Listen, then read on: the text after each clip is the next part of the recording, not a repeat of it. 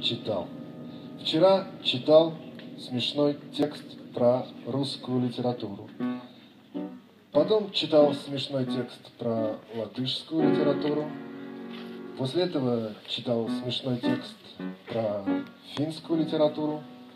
Все время смеялся, все время пил воду, иногда делал гимнастику. Вот так я провел вчерашний день. А ты как провел вчерашний день? А ты как провела вчерашний день? Ела яблоки, вздыхала тайком. Приходи в наш читательский клуб.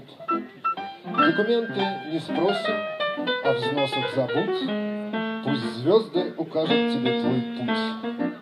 Ведь у нас еще столько смешных текстов о французской литературе, английской литературе, немецкой литературе.